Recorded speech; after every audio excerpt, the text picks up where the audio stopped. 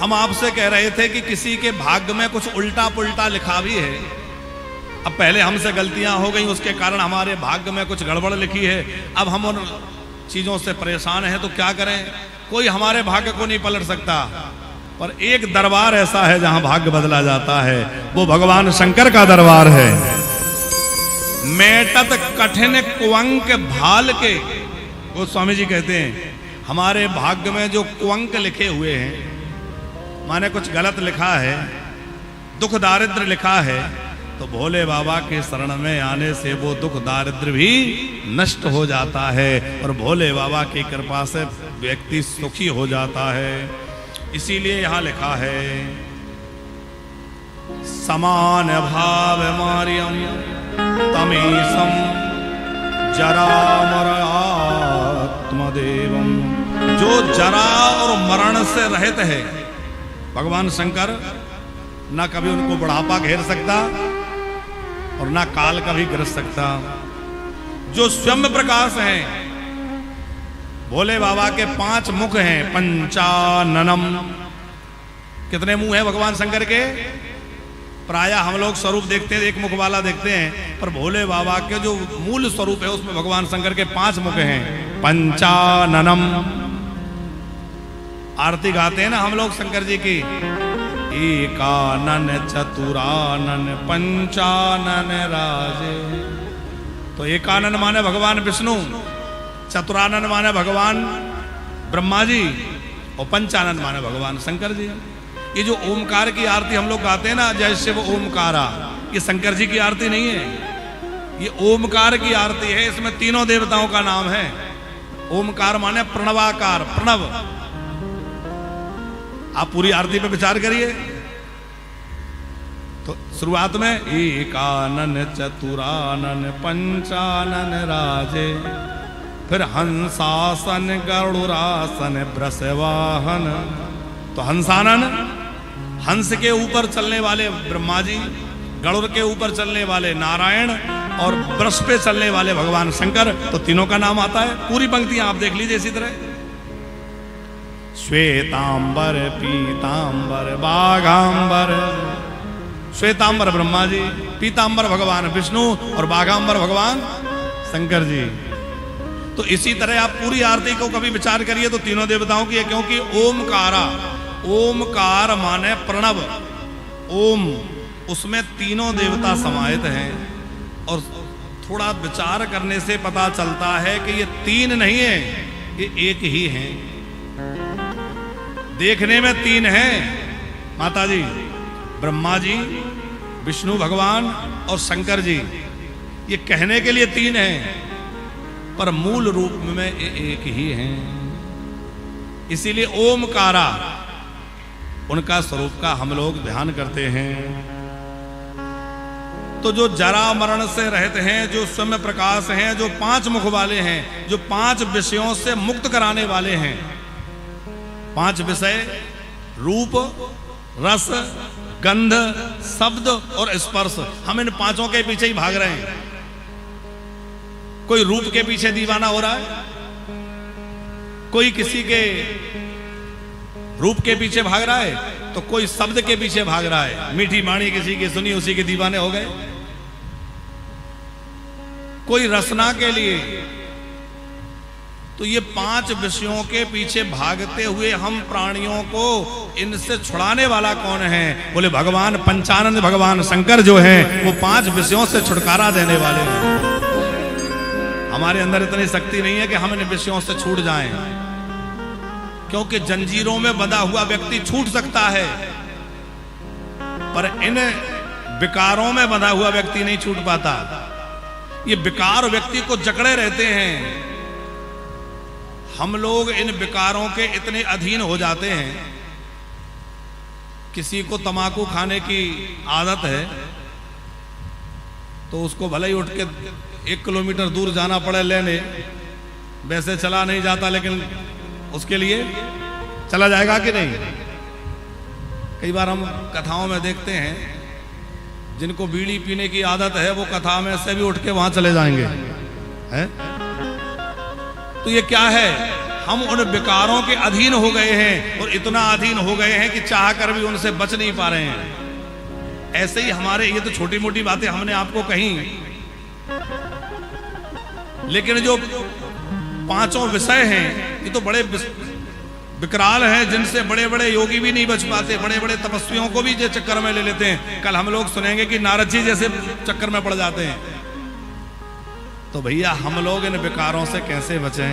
बोले विकारों से केवल भगवान महादेव बचा सकते हैं। भोलेनाथ के शरण में आने से हम विकारों से बच जाएंगे। पंचाननम प्रबल पंच विनोदशीलम संभावसे मनसि शंकरम अंबिकेशम पंचाननम मनसि शंकरम अंबिकेशम। जो निर्माण और निर्वाण दोनों में एक रस रहते हैं, सृजन में भी वही आनंद और लय होने में भी वही आनंद। ऐसे भगवान महादेव को हम सब, ऐसे अंबिकेश माने अंबा, भगवती पार्वती के ईश भोले बाबा को हम सब प्रणाम करते हैं। बोले गौरी शंकर भगवान की जय। अच्छा एक बात बताओ, आप लोगों को कथा समझ में तो आ रही है? जितने लोगों को समझ में आ रही है जरा हाथ उठाएंगे। सबको समझ में आ रही ना? हाँ, इसलिए हमने पूछा कि हमारी भाषा में और आपकी भाषा में थोड़ा फर्क है। अब आप लोगों के यहाँ की जो भाषा है वो हमें बोलना आता नहीं, और हम ब्रज भाषा ज़्यादा बोलेंगे तो वो आपको कम समझ में, इसलिए हम हिंदी में ही कथा सुना रहे हैं और प्रयास कर रहे हैं कि सरल विधि से सुनाएं ताकि आपको बढ़िया से समझ में आए। वैसे आप सब सुधी श्रोता और बड़े रसिक श्रोता हैं, वो भाव से पता चल जाता है कि आप लोग कथा प्रेमी हैं। तो श्री वेदव्यास जी महाराज कहते हैं कि प्रयागराज, तीर्थराज प्रयाग से शिव महापुराण का शुभारंभ हो रहा है मोदी जी। बाकी जो कथाएं हैं इनका शुभारंभ कहां से होता है? नैमिषारण्य से, चक्र तीर्थ जैसे कहते हैं। आप सत्यनारायण कथा सुने, भागवत की कथा सुने और कोई पुराण की कथा सुने तो क्या कथा आती है? बोले एक बार नैमिषारण्य तीर्थ में ऋषियों ने सूत जी से पूछा। तो सारी कथाओं की शुरुआत कहां से है? नैमिषारण्य से। अभी हम लोग भी नैमिषारण्य में कथा के लिए जा रहे हैं और 10 जनवरी से 16 जनवरी तक नैमिषारण्य में कथा है। आप भक्तों में से भी जो कोई चलना चाहे उसमें सब लोग जा सकते हैं और सबके लिए वहाँ रुकने का, भोजन का प्रबंध रहेगा। और फरवरी में हम लोग जगन्नाथपुरी में भी कथा करने जा रहे हैं, तो जगन्नाथपुरी में भी इसी तरह की व्यवस्था रहेगी कि आप भक्तों के ठहरने का, भोजन का पूरा प्रबंध वहाँ रहेगा। तो जो लोग नैमिषारण्य की कथा में या जगन्नाथपुरी की कथा में चलना चाहें तो वो लोग चल सकते हैं, संपर्क कर लीजिएगा। हम आपसे कह रहे थे कि सारी कथाएं प्रायः तीर्थराज वो नैमिषारण्य में होती हैं, पर शिव महापुराण की कथा की शुरुआत जो है वो नैमिषारण्य से नहीं, तीर्थराज प्रयाग से हो रही है। कहाँ से? बोले जहाँ गंगा, यमुना और सरस्वती का पावन तट है, उनका संगम है। प्रयागे परमे पुण्ये ब्रह्मलोक सुवर्तमणि। तीर्थराज प्रयाग जो है वो अद्भुत तीर्थ है। देखो भारत भूमि जो है वो तीर्थों की भूमि है। यहाँ पग पग पर कोई ना कोई तीर्थ है, हर भूमि का अपना महत्व है, लेकिन प्रयागराज जो है इसका विशेष महत्व है, इसीलिए तीर्थराज प्रयाग कहा जाता है। माने प्रयाग जो है वो तीर्थों के राजा हैं। तीर्थों के राजा क्यों बनाए इनको? पतित पावनी भगवती भागीरथी गंगा वहां है और कृष्ण रूपा राधा कृष्ण का ही सम्मिलित द्रवीभूत ब्रह्म रूप, प्रेम रूप श्री यमुना जी वहां है और श्री सरस्वती नदी वहां प्रवाहित होकर के तीनों का संगम हुआ है। इसलिए प्रयाग जो है वो तीर्थों के राजा है। प्रयागे परमे पुण्ये ब्रह्मलोक वर्तमनि। ब्रह्मलोक से भी बढ़कर के तीर्थराज प्रयाग की भूमि है। बड़ी महिमा प्रयागराज की है। अभी कुंभ का अवसर था तो कितने लोग कुंभ में दर्शन करने गए थे, स्नान करने?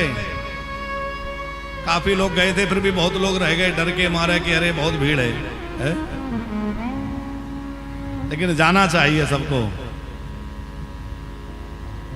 तो व्यास जी महाराज कह रहे हैं, धर्म क्षेत्रे महाक्षेत्रे गंगा कालिंदी संगमे। गंगा जो है वो ज्ञान का स्वरूप है, यमुना भक्ति का स्वरूप है, और सरस्वती नदी जो है वो सत्कर्म का स्वरूप है। जहां ज्ञान भक्ति और सत्कर्म तीनों मिले हैं, वहां से शिव पुराण की कथा है। माने शिव महापुराण में ये तीनों का समन्वय है। उस तीर्थराज प्रयाग में सब ऋषि मुनि विराजमान थे, उनके बीच में सूत जी आए। सबने सूत जी को हाथ जोड़ के प्रणाम किया, क्योंकि ये परम ज्ञानी है, श्री व्यास जी के शिष्य हैं, पुराण के ज्ञाता हैं। सबने इनका आदर करके इनको आसन पर बिठाया और हाथ जोड़ के कहने लगे, हे सूत जी, बड़ा सौभाग्य है कि आप हमें मिले। अब आप हमारे प्रश्नों का उत्तर दीजिए और हमें बढ़िया बढ़िया भगवान की कथाएं सुनाइए। सूत जी ने कहा, कहो क्या सुनना चाहते हो?